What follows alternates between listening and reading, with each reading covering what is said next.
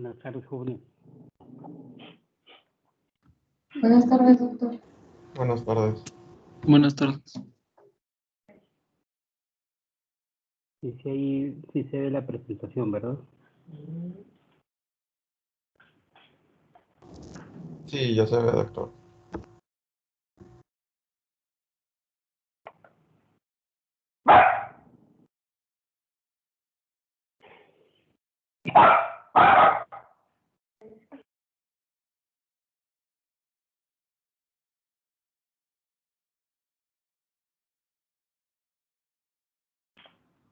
Bueno, ¿están listos?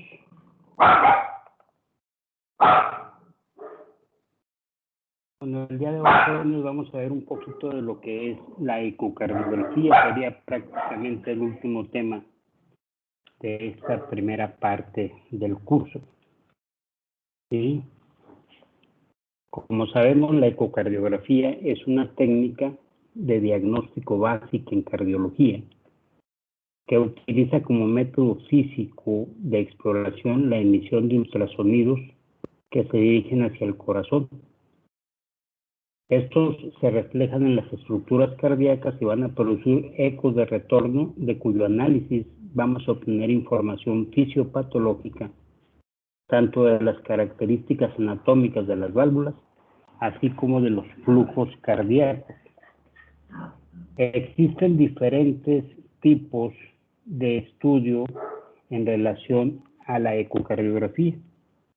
Los más utilizados por nosotros, obviamente, la ecocardiografía transtorácica. Sin embargo, también puede ser una ecocardiografía transesofágica, ecocardiografía de estrés, ecocardiografía de contraste y también la ecocardiografía tridimensional. Por ejemplo, la ecocardiografía transesofágica es muy útil sobre todo en pacientes que tienen eventos embólicos cerebrales que consideramos que son secundarios a trombos generados en la orejuela, pacientes, por ejemplo, hipertensos con falla cardíaca que tienen fibrilación auricular. Sabemos que un riesgo importante de la fibrilación auricular es el desarrollo de eventos vasculares cerebrales. Y la mayoría de los émbolos que nos van a presentar estos o a ocasionar estos problemas vasculares cerebrales se originan en la orejuela izquierda. Esta, por ser una estructura muy posterior, es la estructura más posterior de la aurícula izquierda, pues no la vamos a poder valorar adecuadamente, no la vamos a poder visualizar por un ecocardiograma transtorácico, y en este caso, pues es la función básica de la ecocardiografía transesofágica.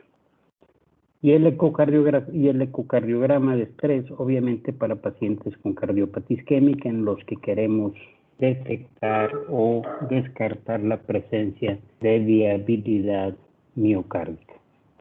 El eco de contraste, su función principal, obviamente, en pacientes que tienen cortocircuitos intracardíacos, comunicación interauricular, comunicación interventricular, en donde vamos a poder ver a través del defecto el paso del contraste que estemos utilizando a través de los defectos de las paredes correspondientes.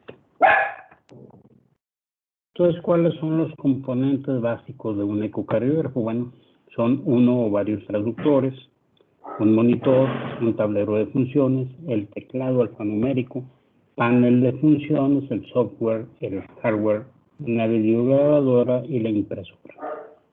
Dependiendo del paciente o el sujeto que se esté estudiando, va a ser el tipo de traductor que vamos a utilizar. Así, por ejemplo, en niños utilizamos generalmente traductores que emiten ondas de frecuencia de alrededor de 5 a 7 MHz. En cambio, en los adultos utilizamos traductores que emiten ondas de frecuencia de 2.3.7 MHz. ¿Esto por qué? Porque sabemos que a mayor velocidad de emisión de estímulos va a ser menor la profundidad a la que logren llegar los mismos. Entonces, en los niños, por su estructura anatómica, obviamente, no requerimos de tanta profundidad. En cambio, en los adultos, pues ya requerimos una profundidad mucho mayor. Entonces, los traductores se puede decir que no son el punto más importante del equipo. Estos van a realizar el registro mediante un abanico de haces de ultrasonido en un sector de 90 grados.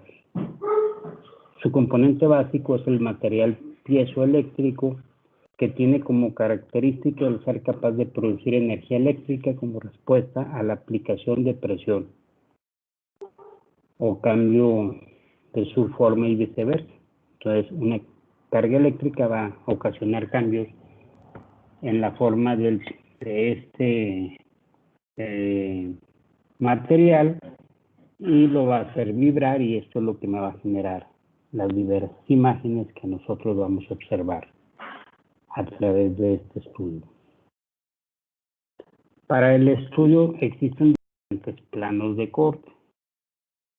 Un plano de eje largo, que lo vemos aquí en A, y un plano en eje corto, que lo podemos ver en B. Y finalmente el plano de 4 cámaras que vemos aquí. Entonces, habitualmente nosotros usamos estos 3 planos de estudio: eje largo, eje corto a diferentes puntos, en la punta del ventrículo, a nivel de los músculos papilares, a nivel de la válvula mitral o a nivel de los grandes vasos, y finalmente un estudio en donde vamos a ver las 4 cámaras. Para esto, obviamente, recostamos al paciente, ¿sí? Y entonces, generalmente el traductor tiene algunas muescas. Para obtener el eje largo, ubicamos la muesca hacia el hombro derecho del paciente, y para el eje corto lo ubicamos hacia el hombro izquierdo del paciente. Habitualmente el paciente se acuesta en decúbito lateral izquierdo, a fin de que el corazón se acerque lo más posible a la pared torácica. ¿Sí? Y entonces, estas son las diferentes posiciones del traductor. Iniciamos buscando la mejor ventana acústica que tenga el paciente, dirigiendo nuestro traductor por toda la línea paraesternal del lado izquierdo, desde el segundo hasta el quinto espacio intercostal. Inicialmente decíamos girando o enviando la muesca hacia el hombro derecho del paciente, y de este modo vamos a obtener como primera parte eje largo del corazón. Entonces, un eje largo del corazón se ve como lo estamos apreciando en esta imagen. ¿Sí? Este es un corte anatómico, y aquí tenemos 2 ejemplos de estudios ecocardiográficos en el eje largo. En este estudio, las estructuras anteriores se van a situar arriba, es decir, las cavidades derechas. Habitualmente lo que vemos aquí es el ventrículo derecho hacia arriba. Las estructuras posteriores, como son la aurícula izquierda y el ventrículo izquierdo, van a estar localizadas hacia abajo. A su vez, las estructuras cefálicas se encuentran hacia la derecha, como lo vemos acá, aorta y aurícula izquierda, mientras que las caudales, el ápex del ventrículo izquierdo, los músculos papilares, se van a localizar en forma caudal. Entonces, así es como vemos un eje largo. Decíamos, vemos habitualmente ventrículo derecho, el septum interventricular, la cavidad del ventrículo izquierdo, la pared posterior del mismo. Aquí podemos observar tracto de salida, aorta, la aurícula izquierda y las válvulas mitrales, tanto lateral como septal. Y en un inicio esto nos va a permitir, a través de un estudio modo M, hacer las mediciones de los grosores de las diferentes estructuras que estamos evaluando. En relación al eje corto, decíamos, bueno, ya una vez que estamos aquí y que obtuvimos las mediciones básicas, ¿verdad? El grosor del septum interventricular, el grosor de la pared posterior del ventrículo izquierdo, el diámetro tanto en sístole como en diástole del ventrículo izquierdo, y a través de la elevación al cubo de cada uno de ellos obtenemos el volumen diastólico y sistólico, y gracias a ellos determinamos la fracción de expulsión. Una vez que hicimos esto, bueno, giramos nuestra muestra hacia el hombro izquierdo del paciente y ahora vamos a obtener un plano que conocemos como eje corto. Aquí simplemente inclinando hacia los pies o hacia la cabeza del paciente, nosotros vamos a obtener diferentes cortes. El primero es un corte a nivel apical y el segundo es el corte a nivel de los músculos papilares. Normalmente en esta proyección el ventrículo izquierdo se ve como si fuera una donita y el ventrículo derecho como una media luna que lo está abrazando. Entonces acá tenemos el septum interventricular, la pared anterior, la pared inferior y la pared lateral del ventrículo izquierdo, más o menos alrededor de las 3 horas del reloj tenemos un músculo papilar y alrededor de las 8 o 9 horas del reloj tenemos el siguiente músculo papilar, el músculo papilar anteromedial y el póstero o el posterior. ¿Sí? Yéndonos un poquito más hacia la cabeza, entonces vamos a obtener la imagen del eje corto a nivel de la inserción de la válvula mitral. Esta la vamos a ver como una boquita de un pescado, la valva anterior y la valva posterior de la mitral. Y finalmente, más hacia arriba, vamos a poder ver el eje de los grandes vasos, encontrando en el centro a la aorta, hacia abajo la aurícula izquierda, separada a través del septum interauricular a la aurícula derecha, acá arriba la válvula tricúspide, ventrículo derecho y ya lo que es la válvula pulmonar. Este corte va a ser muy bueno cuando queremos descartar la presencia de comunicaciones interauriculares. Acá podemos ver el tronco de la arteria pulmonar y luego su división en una arteria pulmonar derecha y una pulmonar izquierda, como si fuera un pantaloncito aquí que se está dividiendo. Y en el eje de 4 cámaras, bueno, hacia abajo vamos a tener normalmente las aurículas separadas por su septum interauricular, las válvulas mitral y tricuspidia, y arriba los ventrículos, izquierdo-derecho. Podemos localizar al ventrículo derecho gracias a la inserción de la válvula tricúspide. Normalmente la válvula tricúspide se va a insertar un poquito más hacia la punta del ventrículo que la válvula mitral, discretamente, un poquitito más arriba que la mitral. La válvula tricúspide siempre va a seguir a su ventrículo, al ventrículo derecho. En algunas patologías, como la enfermedad de Epstein, entonces la inserción esta de la válvula tricúspide estará muy abajo, entonces dándome una cavidad funcional ventricular muy pequeña y una cavidad funcional auricular muy grande. ¿Sí? Bueno. Ok, jóvenes. A veces también cuando queremos ver sobre todo el arco aórtico y la emergencia de sus grandes vasos, ¿sí? La subclavia izquierda, la carótida izquierda, el tronco brachiocefálico, etcétera. Bueno, ponemos un traductor en el hueco supraesternal y hacemos una proyección de eje largo supraesternal. ¿Cuáles son las modalidades de estudio que utilizamos básicamente? La primera es modo M, la otra es la ecocardiografía bidimensional y finalmente el Doppler, que puede dividirse en pulsado, continuo o color.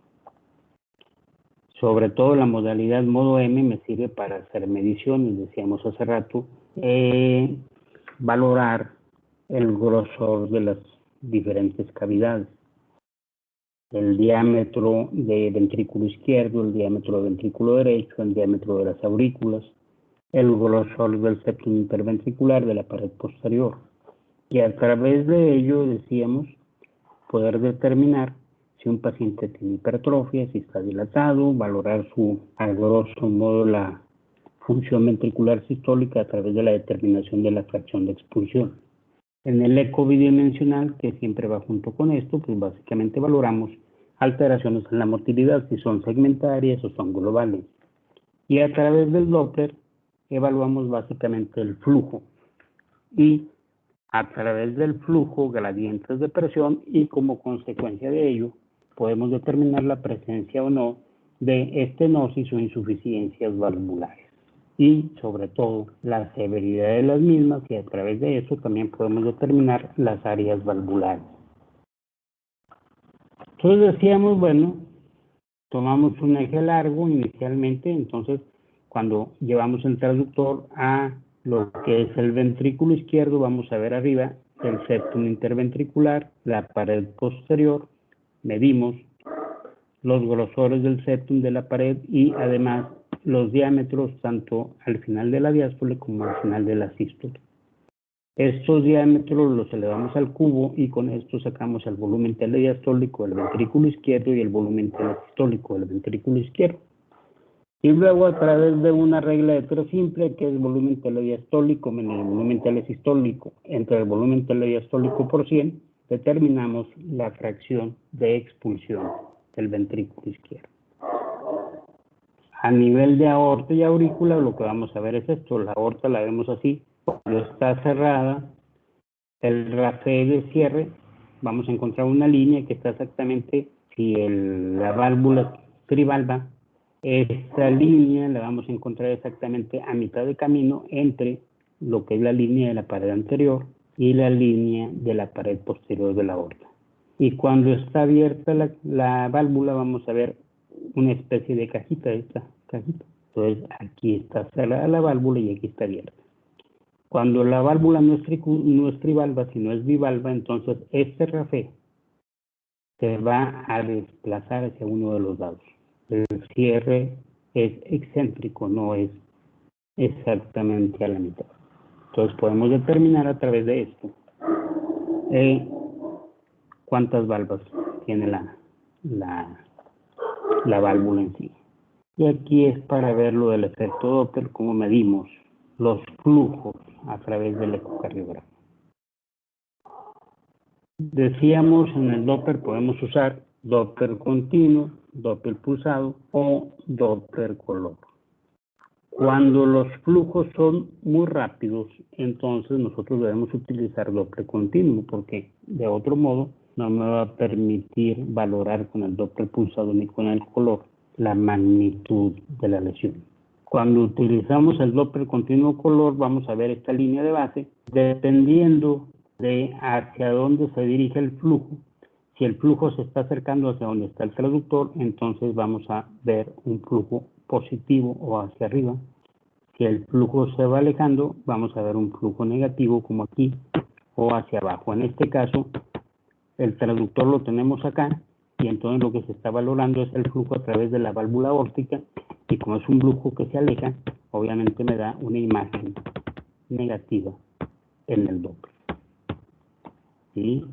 Y midiendo la velocidad de este efecto Doppler, podemos sacar el gradiente transvalvular y a través de ello, repito, determinar el área valvular y por consecuencia la severidad de una lesión.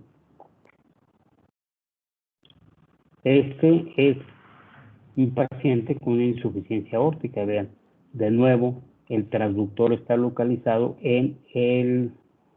a través del tracto de salida del ventrículo izquierdo, prácticamente en la aorta, pero ahora nosotros deberíamos tener un flujo puramente negativo.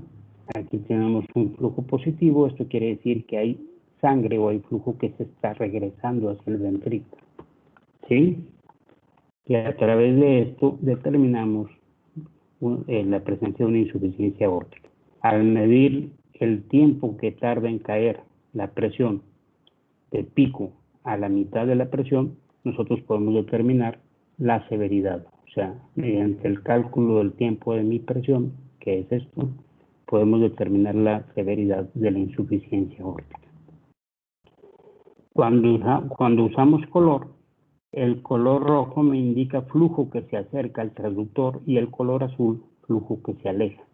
En este caso, estamos viendo flujo a través de la válvula mitral. Como el flujo va de aurícula hacia el ventrículo izquierdo y el traductor lo tengo acá, entonces el flujo se está acercando hacia el traductor, por eso me da un color rojo. En cambio, al valorar el flujo a través del tracto de salida, flujo que se aleja debería dar azul. Si vemos colores diferentes, un color azul acá o un color rojo acá, quiere decir que existe una insuficiencia ya sea mitral o insuficiencia aórtica. Y cuando las insuficiencias son severas, vemos un mosaico de colores, es decir, diferentes gamas, verdes, amarillos, azules, etcétera. Eso se conoce como mosaico de color, nos habla de que hay un flujo muy importante y por lo tanto que la lesión es muy severa. Vean aquí, por ejemplo, aquí está el traductor viendo el flujo a través de la aurícula derecha y aquí en lugar de ver puro flujo rojo, vemos este flujo azul que se está alejando, lo cual me indica la presencia de una regurgitación o insuficiencia tricuspidea. Midiendo la velocidad de este flujo, sacamos el gradiente de regurgitación tricuspidia y a través de, y sumándole a este 10, sacamos la presión sistólica de la arteria pulmonar. ¿Y jóvenes? Cuando vemos, por ejemplo, a nivel que no es color, sino con el flujo, el Doppler pulsado o continuo, a nivel de el tracto de entrada o a nivel de la válvula mitral, lo que normalmente vamos a ver, el flujo que se acerca me da una imagen como si fuera una letra M. A este primer pico se le conoce como pico E u onda E, que traduce el llenado rápido de la aurícula. ¿Sí? Después viene un descenso que es la fase de diastasis y al final aparece un segundo piquito, una segunda onda, que es la onda A, dada por la contracción auricular. Normalmente el primer pico, la onda D, debe ser mayor que la onda A, puesto que al inicio de la diástole la presión intracavitaria es mucho menor que acá. La relación de voltaje entre la onda E y la onda A va alrededor de 1.3 a 1.5. Cuando se altera esto, pues ya podemos hacer diagnósticos de disfunciones diastólicas. Dependiendo del tipo de alteración, pues la disfunción diastólica la podemos valorar como leve, moderada o severa, como veremos más adelante. ¿Sí, jóvenes? ¿Alguna pregunta?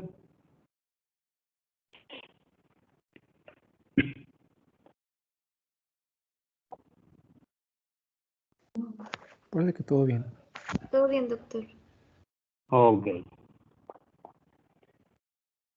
Entonces vean lo que les decía, cuando ponemos el flujo a nivel del tracto de salida o de la aorta ascendente, como el flujo se va alejando, entonces normalmente debemos ver una negatividad. Si lo vemos en color, lo vemos azul. Entonces estos son los valores de referencia normales por sexo en población de adultos sanos, obtenidos por la técnica de modo N.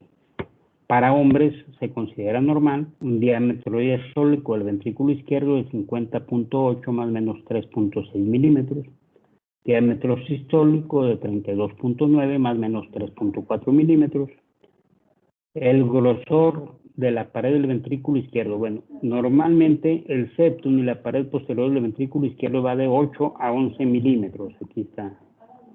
La aurícula izquierda 37.5 más o menos 3.6 y la raíz de la aorta 32 más o menos 3. Entonces, en función de esto, cuando mide más de 11 milímetros, ya hablamos de una hipertrofia, dependiendo de cuál de la pared esté hipertrófica, pues ya hablaremos de una hipertrofia concéntrica o una hipertrofia excéntrica. ¿Sí? Y estas son las velocidades máximas obtenidas con Doppler en las poblaciones normales. Si esta velocidad la le elevamos al cuadrado y la multiplicamos por 4, sacamos el gradiente de presión. ¿Y jóvenes? Bueno,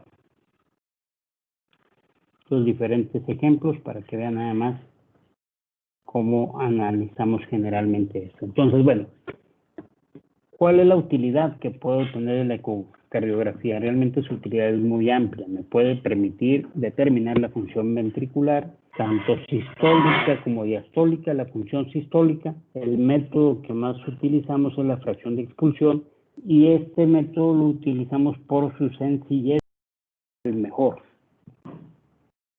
Podemos valvular la presencia de valvulopatías y sobre todo su severidad. Me sirve para el estudio de pacientes con cardiopatía isquémica, miocardiopatías dilatadas, enfermedades del pericardio, con endocarditis infecciosa, para valorar o encontrar masas cardíacas, la evaluación o el estudio de cardiopatías congénitas, prótesis valvulares, hipertensión pulmonar, y finalmente en el área crítica, en los cuidados intensivos, para hacer una valoración hemodinámica del paciente. Entonces, como ven, realmente es muy amplio la utilidad de este estudio. En relación a la cardiopatía isquémica, ya sabíamos o ya habíamos hablado de la cascada isquémica. Ya habíamos dicho que a medida que avanza el tiempo de isquemia se van produciendo alteraciones progresivas en el funcionamiento cardíaco hasta que finalmente aparecen los síntomas. Decíamos, aparece la oclusión del vaso. Lo primero que se da es un cambio en el metabolismo de aerobio a anaerobio. Luego esto me va a generar una disfunción diastólica, posteriormente una disfunción sistólica. Esto me va a generar obviamente aumento en la presión telediastólica del ventrículo izquierdo. Después va a haber cambios en el electrocardiograma y al final va a aparecer el cuadro clínico, el dolor. Y cuando quitamos la oclusión, de nuevo se van revirtiendo los cambios en el mismo. Entonces, ¿para qué me puede ayudar el ecocardiograma, por ejemplo, en un paciente con infarto? En la fase aguda me permite, obviamente, detectar la presencia de un infarto. En el caso de un infarto inferior, pues determinar si existe o no afectación del ventrículo derecho. Me permite evaluar el estado de la volemia del paciente y detectar la presencia de complicaciones mecánicas. En la etapa posinfarto nos va a servir para estratificación del paciente a través de la valoración de la extensión y de la función del ventrículo izquierdo, mediante la evaluación del remodelado del ventrículo izquierdo, la detección de trombos intercavitarios o bien la detección de isquemia reversible, es decir, la presencia de viabilidad miocárdica. En un paciente que tuvo un infarto y que de pronto presenta soplos que no tenía anteriormente, bueno, me va a permitir hacer el diagnóstico diferencial del origen de este soplo sistólico. Diferenciar entre una comunicación interventricular posinfarto o una insuficiencia mitral, también posinfarto. Y en este último caso, pues determinar si esta insuficiencia está dada por una rotura del músculo papilar, por una disfunción isquémica del músculo, o bien porque hay una valvulopatía subyacente, que haya alguna otra valvulopatía como estenosis aórtica, insuficiencia tricúspide, etcétera, o bien que existan obstrucciones intraventriculares.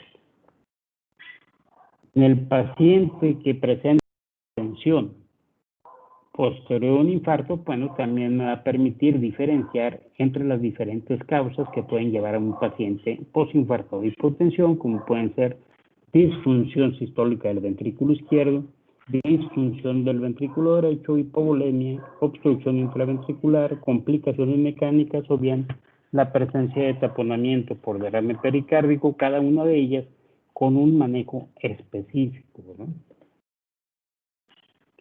Por ejemplo, para poner un contexto clínico, bueno, no es lo mismo que un paciente tenga una disfunción sistólica del ventrículo izquierdo que me esté provocando con esto hipotensión arterial, a que el paciente tenga una disfunción del ventrículo derecho. El paciente con disfunción sistólica del ventrículo izquierdo seguramente se va a beneficiar del uso de inotrópicos y además de vasodilatadores, diuréticos, y en el caso de la disfunción del ventrículo derecho, obviamente los diuréticos estarían contraindicados.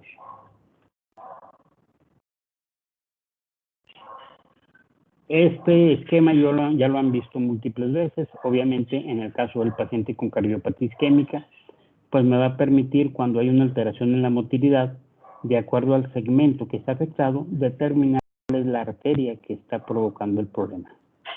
Y aquí vemos los diferentes territorios de acuerdo a la arteria responsable de su irrigación. Acá tenemos el territorio de la descendente inferior, circunfleja y la coronaria derecha. Y aquí en el esquema del ojo de buey, de los 17 segmentos, realmente cómo está la irrigación. Y de acuerdo, repito, a los sitios que están siendo afectados en su motilidad, pues ya será el segmento que se ve afectado y por lo tanto podremos determinar cuál es la arteria responsable de este evento. Es importante hacer una cuantificación de la motilidad miocárdica. Sabemos que la motilidad se divide en 5 tipos diferentes: normal, hipoquinesia, aquinesia, discinesia y aneurisma. Entonces, en forma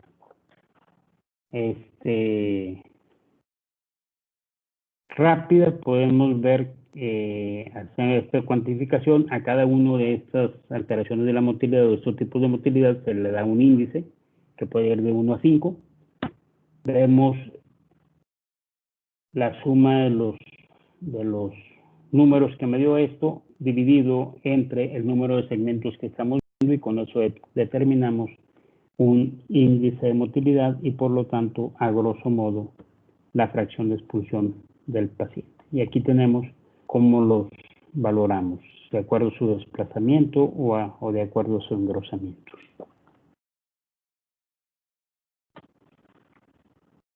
Los diferentes grupos hemodinámicos, como ya los vieron en clases pasadas con una de sus compañeras, mediante el cateterismo del lado derecho del corazón, bueno, esto también lo podemos determinar por ecocardiograma, de una categoría normal, hiperdinámica, pacientes hipovolémicos, insuficiencia ventricular izquierda leve grave, shock cardiogénico, infarto de ventrículo derecho, insuficiencia mitral, comunicación interventricular, y a través de estas evaluaciones, la fracción de expulsión del ventrículo izquierdo, derecho, el índice de velocidad-tiempo en el tracto de salida del ventrículo izquierdo, la relación EA mitral, etcétera, etcétera. Pues con todo esto nosotros podemos determinar al cual de estos grupos hemodinámicos pertenece un paciente en particular y en función de esto, pues determinar su mejor manejo.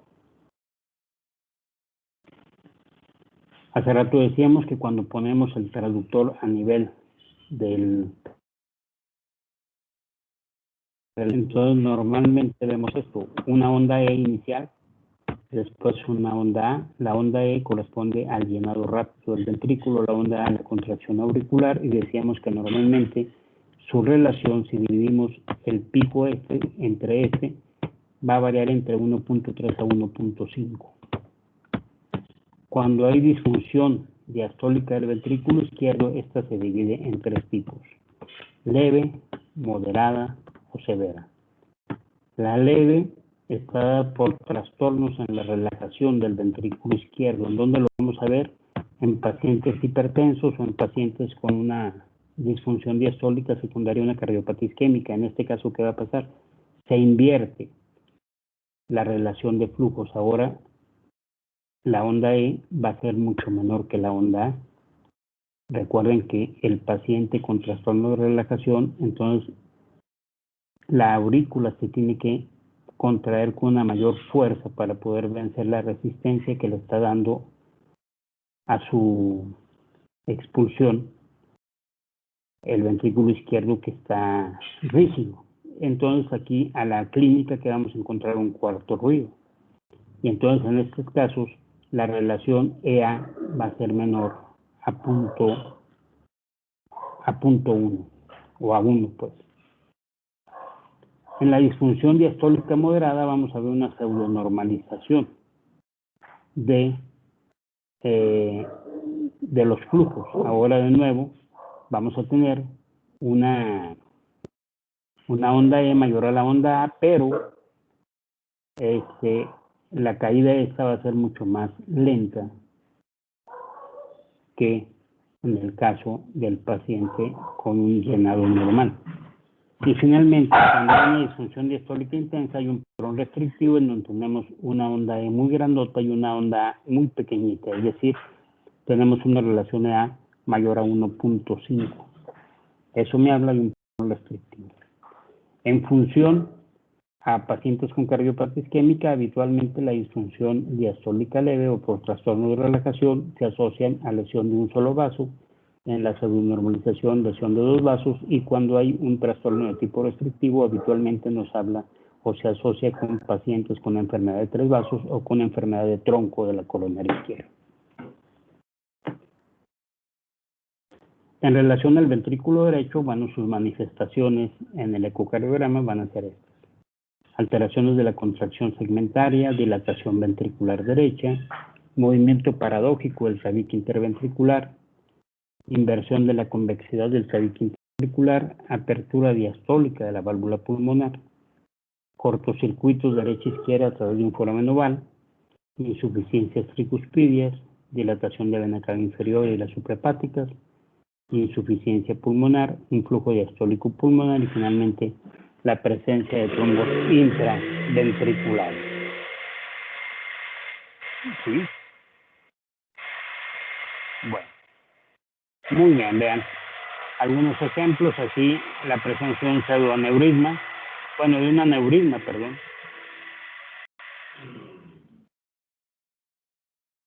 Una ruptura del septum interventricular, ¿verdad? La presencia de trombos intracavitarios, como lo estamos viendo aquí. Y también, bueno, es importante ver que cuando tenemos anomalías en la motilidad parietal del ventrículo izquierdo, esta puede ser causada por problemas isquémicos o no isquémicos. Entonces aquí tenemos las principales causas que me generan alteraciones en la motilidad, en donde se ven básicamente cómo se presentan, su duración y finalmente cómo está el engrosamiento con estos pacientes. En pacientes con patología arterial coronaria decíamos, bueno, me permite diagnosticar la presencia de un infarto, de complicaciones del mismo, me permite hacer un pronóstico tras el infarto a través de la determinación de la función sistólica y diastólica, buscar viabilidad miocárdica, podemos ver la perfusión miocárdica mediante eco de contraste y finalmente, obviamente, el diagnóstico de la enfermedad arterial coronaria a través del ecoestrés. Estas son las diferentes modalidades. Para medir el gasto cardíaco, medimos el diámetro en el tracto de salida y luego el índice de velocidad tiempo en el tracto de salida del ventrículo izquierdo, y a través de esta formulita, pues podemos sacar el gasto cardíaco. Estas son las diferentes fórmulas que existen para evaluar o determinar la presión capilar pulmonar en cuña o de enclavamiento, ¿sí? Y todos los métodos y todas las fórmulas que podemos utilizar para evaluar las presiones intracardíacas. Y en función de esto, pues la presencia de cortocircuitos a nivel ventricular, a nivel auricular, la severidad de los mismos, lesiones arteriales, valvulares, tanto estenóticas como regurgitaciones, etcétera, etcétera, etcétera. Y esa es la mejor forma de evaluar el inotropismo a través de lo que conocemos como la DPDT del ventrículo izquierdo, que realmente es algo compleja. Repito, la más utilizada es la fracción de expulsión, aunque no es la mejor, pero la usamos más comúnmente por su sencillez. Y para medir la poscarga, habitualmente nosotros lo hacemos a través de las resistencias vasculares.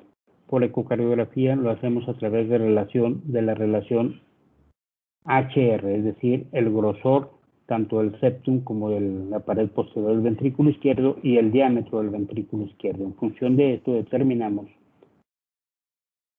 la poscarga del ventrículo izquierdo. Esto es muy importante, este estudio es muy importante, por ejemplo, en pacientes con estenosis aórtica cuando empiezan a hacer reducción de la fracción de expulsión.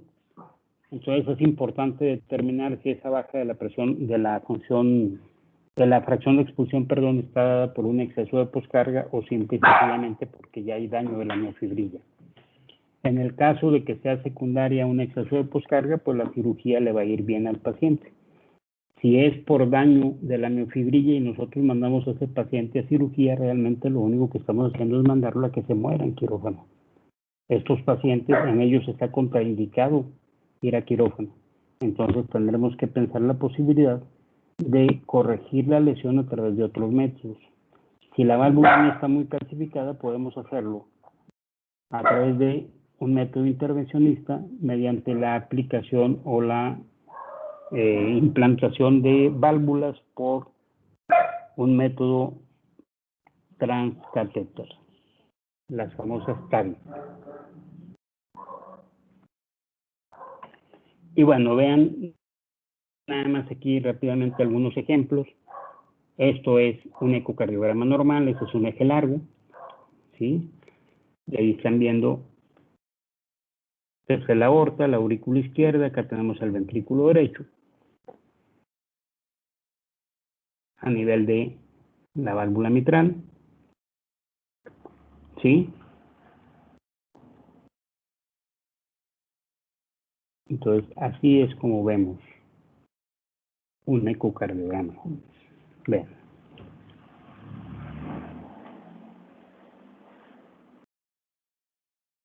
Vean los flujos, aquí a nivel de las válvulas, un flujo rojito es normal, entonces esto es un estudio totalmente normal.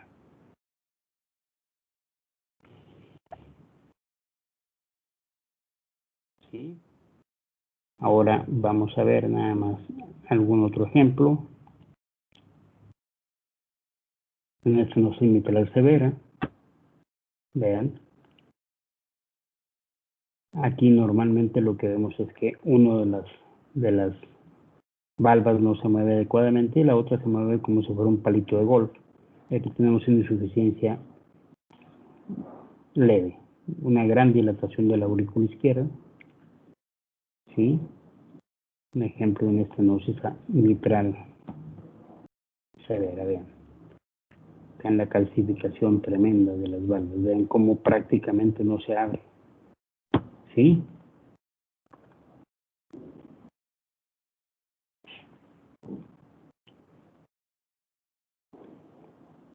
En las insuficiencias mitrales, decíamos, vean, normalmente aquí deberemos obtener un flujo rojo que se va acercando acá y vean este flujo cómo se aleja, tiene diferentes, un mosaico de colores, un flujo turbulento y aparte aquí se adosa a la pared. Este se conoce como efecto Quanda. Esto me habla de una severidad tremenda. Prácticamente se va hasta el techo de la aurícula. ¿Sí? Una aurícula súper dilatada. Doctor, Bueno, ¿cómo se llama el defecto? Quanda. Ok, Efecto Quanda. gracias. ¿Sí?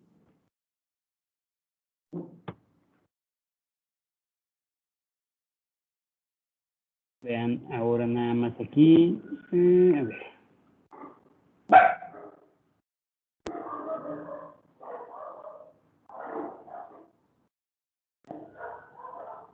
En el caso de una cardiopatía isquémica, vean, prácticamente acá no se mueve nada. No se engruesa. Vean aquí qué diferente es engrosamiento en relación a este. Aquí es la zona de infarto. ¿Sí? Y obviamente me da una dilatación ventricular con insuficiencia mitral aquí secundaria por disfunción del músculo papilar. No hay ruptura, pues.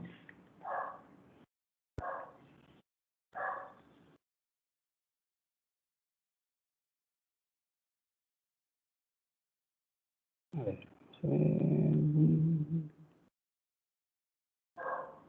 A diferencia de la cardiopatía isquémica, en la miocardiopatía dilatada hay una acinesia generalizada. Vean cómo las cavidades ventrículo izquierdo, ventrículo derecho, aurícula izquierda, no vemos aquí la aurícula derecha, pero también súper dilatada. Y vean, el movimiento prácticamente nulo.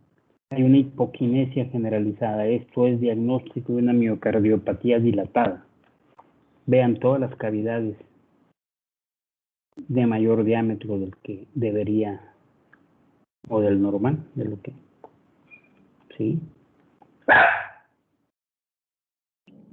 Y esta imagen que vemos aquí, como grumitos blancos, se conoce como contraste espontáneo. Eso es un indicador de que el paciente va a hacer trombos intracavitarios. Vean las insuficiencias valvulares, tanto mitral como tricuspidia, severas.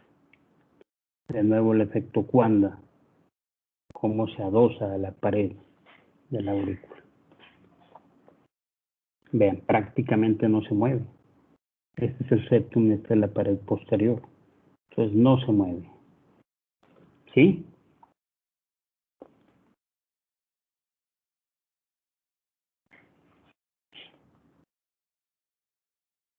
También podemos ver tumores intracardíacos. Estos pueden ser benignos o malignos. El tumor más común es el mixoma de aurícula izquierda. Vean. Este angelito. Miren. Vean la bolita pequeñita. Vean. Este es un mixoma. Tiene manifestaciones clínicas muy parecidas a las de una estenosis mitral.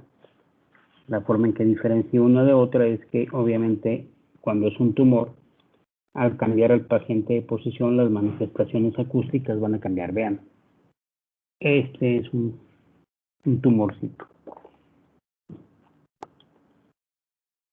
Entonces, bueno, esos son algunos ejemplos jóvenes de la utilidad de lo que es el ecocardiograma en el estudio de nuestros pacientes. No sé si tengan alguna pregunta. Yo tengo una pregunta. Sí. ¿El evaluar la movilidad es algo subjetivo o se tienen como que ya parámetros establecidos? Bueno, es hasta cierto punto es algo subjetivo. Tú vas a ver nada más la falta de engrosamiento, punto. Okay. O qué tanto se engruesa. Si se engruesa adecuadamente, si es menos de lo normal, o simple y sencillamente no hay engrosamiento. Y también es algo que no solo se demuestra en la imagen, ¿verdad? Al momento de la contracción, sino también en las ondas que se generaban. Claro. Ok, muy bien. Gracias. ¿Sí? ¿Qué más, jóvenes? Doctor, las neoplasias son muy frecuentes. A ver, pero es que no lo escucho, doctora. Que a propósito de neoplasias, mi pregunta es de que si son muy frecuentes encontrarlas o son, no sé. No, son raras, doctora. Son raras. Ahorita les voy a mandar una imagen precisamente de un paciente que se operó hace 2 semanas de un mixoma, para que tengan ahí la imagen. No son muy comunes. A mí me ha tocado ver en 25 años de estar trabajando ahí en el seguro 2. 2 mixomas nada más. Ok. Gracias, ¿Sí? doctor. De nada. Sí. ¿Qué más, joven?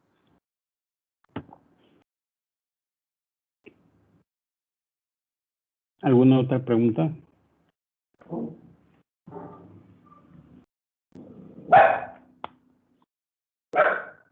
No, doctor. ¿No? Bueno, oiga, una pregunta. ¿Qué es lo que le están pidiendo ahí de la escuela?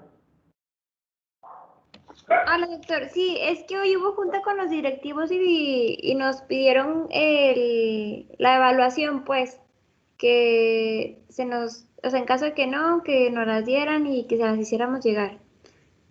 No, pues dígale que todavía no hacemos evaluación, doctora. Se supone que la Bueno, no, o sea, evaluación... me refiero a la rúbrica, pues, o sea, de que con qué se nos va a evaluar, mejor dicho. Ah, ok. Bueno, yo se las mando. Sí, doctor, muchas gracias y perdón. Hecho. Muy bien. Entonces, si no hay preguntas, doctores, entonces nos vemos mañana. Ya mañana empezamos con lo que es la patología propiamente dicha. Entonces, el primer tema, como les había comentado, insuficiencia cardíaca. ¿Sí? Doctor, bueno, ya, usted me va diciendo cómo lo reparto, ¿verdad? Pues es en orden de... Ahí O sea, como ¿cómo está nos la quedamos? lista. Sí. Entonces mañana es insuficiencia. Uh-huh. Ok, Es insuficiencia cardíaca. El siguiente tema, lo que es fiebre reumática. Y luego son 4 temas de valvulopatía. Estenosis mitral, insuficiencia mitral, estenosis aórtica, insuficiencia aórtica. ¿Sí? Bueno, ¿me repite Y- esos 4, perdón? Es que lo estoy anotando. Estenosis mitral, Ujú, insuficiencia mitral, Sí, estenosis aórtica e insuficiencia, ¿verdad? e insuficiencia aórtica. Les decía ayer que básicamente vamos a ver nada más estos 4 porque los problemas de válvula tricúspide y de válvula pulmonar son muy raros como trastornos propios de, generalmente son secundarios a afectaciones de mitral o de aorta.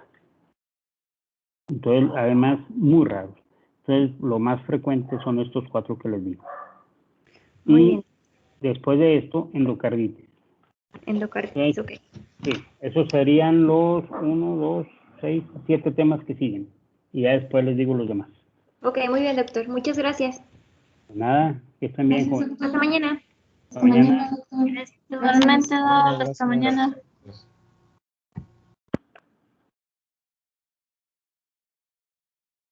Sí.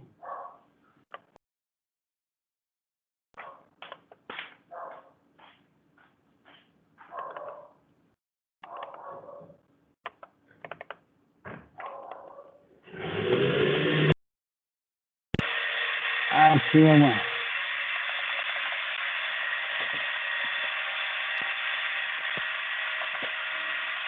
¡Chime!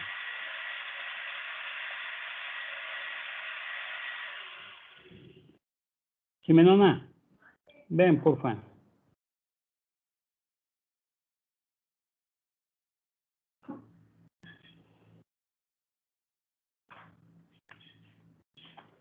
Ya para quitar esto nada más porque... Quitar esto nada más para...